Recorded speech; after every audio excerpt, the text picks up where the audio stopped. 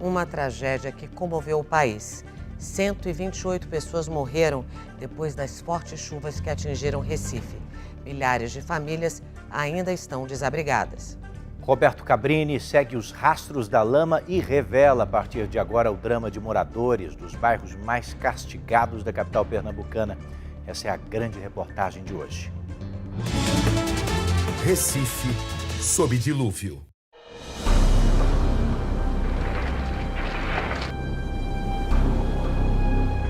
Ai, meu Deus! Ai, meu Deus! Ai, Giza!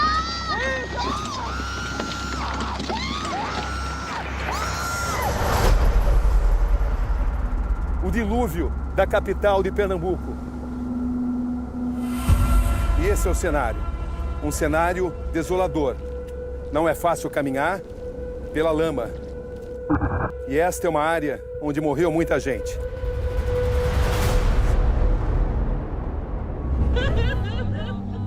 A dor deles é a dor de todo um país que não conseguiu evitar esse tipo de tragédia. O que falar para pessoas assim, que perderam seus entes queridos?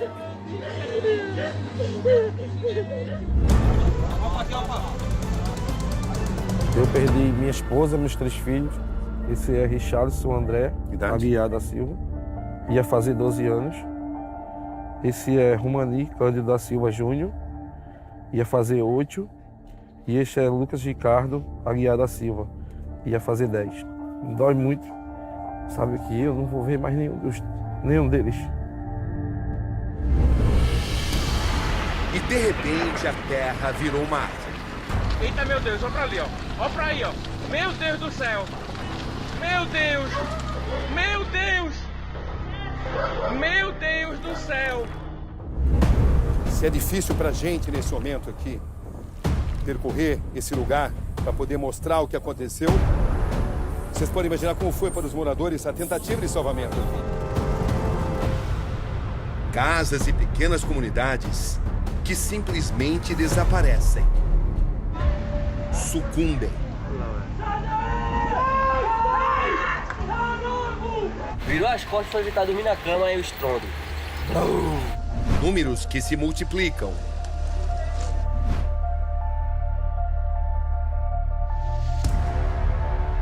E ganham rostos. Nomes. Wanda, Zito, Thaís Regina, que ficou ali 4 dias praticamente soterradas. Andresa, as 3 crianças. Na trilha do Jardim Monte Verde.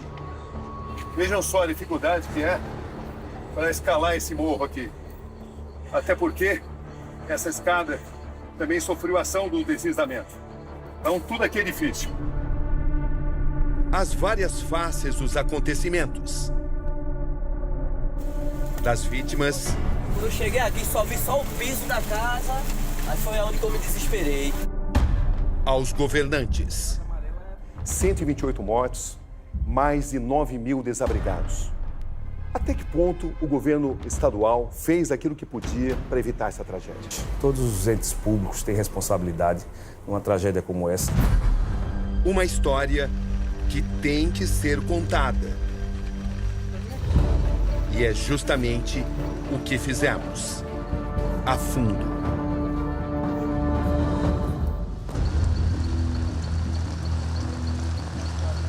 As fortes chuvas que atingem Recife no final do mês de maio mudam a paisagem da cidade. As ruas se transformam em rios. Os carros são engolidos pela água. Por uma viela alagada, crianças e adultos nadam em busca de um caminho na passagem que vira rio. Às margens do rio Capiberibe, que corta toda a cidade do Recife, algumas casas não resistem à força das águas. Meu Deus do céu! Vida! Um dos bairros mais atingidos é o Jardim Monte Verde. É possível ver com clareza o rastro deixado pelo dilúvio. não é fácil caminhar pela lama, o acúmulo de lama. E esta é uma área onde morreu muita gente. Só aqui, pelo menos 17 pessoas perderam a vida. Vejam só, as casas estavam naquele morro e aqui para pisar precisa ter muito cuidado porque afunda. As casas estavam naquele morro e foram totalmente elevadas pela enxurrada. E elas caíram aqui nesse setor. Vamos tentar nos locomover. É sempre difícil. Famílias inteiras perderam a vida. Vejam só, 6 casas que estavam aqui foram levadas pelas águas. Vejam só o que sobrou dessas casas. Rumani quase se tornou mais uma vítima da tragédia. Assustada com a força da chuva, a família saiu de casa. Ele ficou para trás, enquanto se vestia. Quando eu botei a bermuda, eu escutei o estralo da barreira. Foi quando eu corri para a cozinha, para a porta da cozinha. Só que quando eu ia saindo, a geladeira virou por cima da porta e eu fiquei preso. A mulher e os 3 filhos, que tinham ido em busca de um abrigo mais seguro, acabaram engolidos pela lama. Que tipo de homenagem você gostaria de fazer para sua família? Essa aqui é a sua família? É, são meus 3 filhos. Todos eles se perderam? Foi. Todos eles morreram? Uhum. Você pode apresentá-los para mim? Esse é Richarlison André Aguiar da Silva, ia fazer 12 anos. Esse é Rumani Cândido da Silva Júnior, ia fazer 8. E este é Lucas Ricardo Aguiar da Silva, ia fazer 10. Vida inteira pela frente. Isso.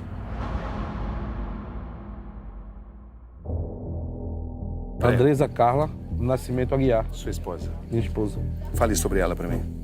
Ela é uma pessoa boa, prestativa, alegre, divertida. Uma família feliz? Era. Muito. E agora não tem mais ninguém. Tô só. E dói muito. Sabe que eu não vou ver mais nenhum deles. No caminho devastado pela lama, encontra uma mulher chorando. Uma cena que comove.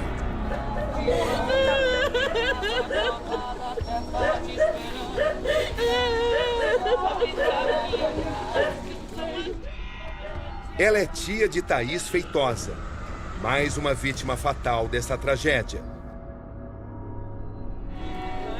Aos prantos, ela é consolada por um homem, também bastante emocionado.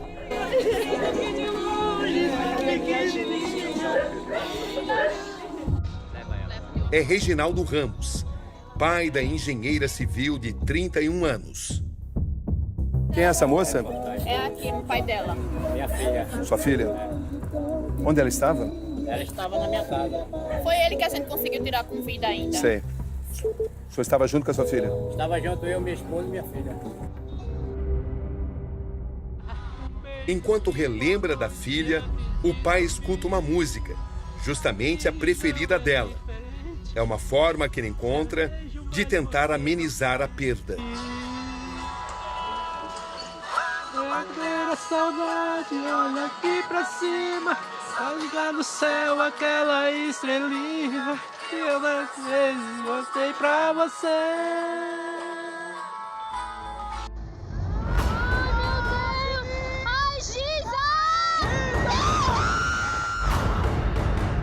Esta é uma área também muito atingida. Estamos nos pés do Morro do Cuscuz, do Jardim Monte Verde. Só aqui, onde eu estou, morreram 7 pessoas. Aqui, de onde eu estou falando, havia 2 casas. Vejam só o cenário. Não dá para se perceber praticamente que havia aqui 2 casas. Tamanha é a destruição. Uma terceira casa deslizou lá de cima. É um cenário devastador.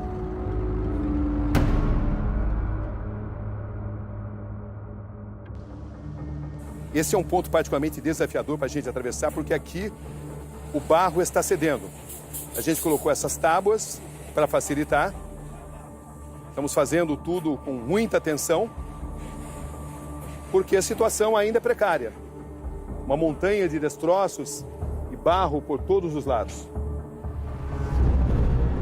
Um trauma que vai permanecer na memória de todos, principalmente de quem tentou ajudar.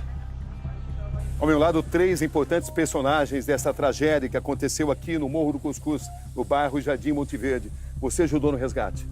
A gente estava aqui, a gente ajudou na hora que a barreira deslizou. A gente estava tentando salvar as vidas, né?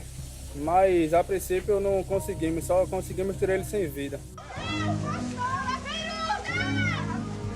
Em meio aos destroços, vamos descobrindo histórias heróicas, como a desse homem, o pastor Ezequias Oliveira, que num primeiro momento se salvou e mesmo assim voltou para ajudar outros e perdeu a vida. A filha dele, Luana, de 19 anos, também não resistiu. Uma sobrinha dele ligou dizendo para ele ajudar o pessoal lá, que os móveis estavam entrando água e tal. Ele entrou na casa para poder tirar uma geladeira. E quando a gente veio saber, já o pastor que estava aqui, ele foi para ali salvar o pessoal e a barreira terminou caindo, ele morreu também. O perigo segue à espreita, a cada pingo de chuva. Estamos no centro da capital pernambucana e a imagem impressiona. Difícil até descrever em palavras. Água por todos os lados. Um verdadeiro dilúvio em Recife. Em apenas 24 horas, 190 milímetros de chuva. Em 5 dias, 569. É um dos maiores volumes dos últimos 50 anos. E as consequências para a população são devastadoras, especialmente para aqueles mais humildes. Entra ano e sai ano, é desse mesmo jeito isso aqui, rapaz. Hoje sempre acontece, se chover aqui a galera já sabe. Das áreas inundadas para o Palácio do Campo das Princesas. O que os governantes têm a dizer sobre a situação atual?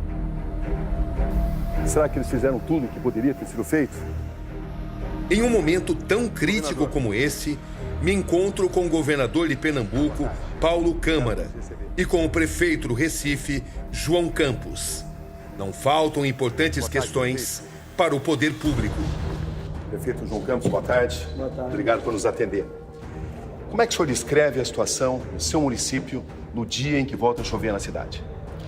Cabrini, o Recife foi atingido nos últimos 7 dias por um fenômeno extremamente rigoroso, chamado Ondas de Leste, que trouxe um volume de chuva nunca antes visto na cidade por um período tão curto. Muitas pessoas relatam que mais vidas poderiam ter sido salvas se a ajuda tivesse chegado antes. Pelo que o senhor tem de informação, a ajuda demorou para chegar? O que ocorreu no dia da sexta para o sábado é que a chuva não parou. Então, houve uma dificuldade relatada em parte da cidade que as pessoas não conseguiam se deslocar. Então, o efetivo do bombeiro saía para se deslocar a um local e encontrava a área completamente alagada, não conseguia passar. O senhor, por exemplo, esteve no bairro Jardim Monte Verde, onde a situação é caótica. Nós atuamos muito, fizemos muitas reportagens nesse local e os moradores têm a impressão de que se outros muros de arrimo tivessem sido construídos, se proteções tivessem sido edificadas, menos pessoas teriam morrido. O que dizer para essas pessoas, prefeito? O momento é de grandes perdas, é de grande dor. Agora, a gente tem que trabalhar e fazer a nossa parte e ser transparente. Hora nenhuma eu disse, nem vou dizer, que a gente vai resolver todos os problemas da cidade. Mas se a gente tem os focos corretos, a gente consegue direcionar aquilo que é prioritário. Governador Paulo Câmara, 128 mortos, mais de 9 mil desabrigados. Até que ponto o governo estadual fez aquilo que podia para evitar essa tragédia? Digo claramente que muito podia ter sido feito também, quando se tem um resultado de 128 mortes. Qual é a sua responsabilidade? A responsabilidade é que a gente tem que cada vez mais estar preparado para eventos como esse. Os sinais são muito claros. Nós tivemos 46 mil chamadas no último sábado. É um número totalmente que nunca existiu nem perto disso. A média era de 500 chamados por dia. Será que daqui a um mês essas vítimas não serão esquecidas?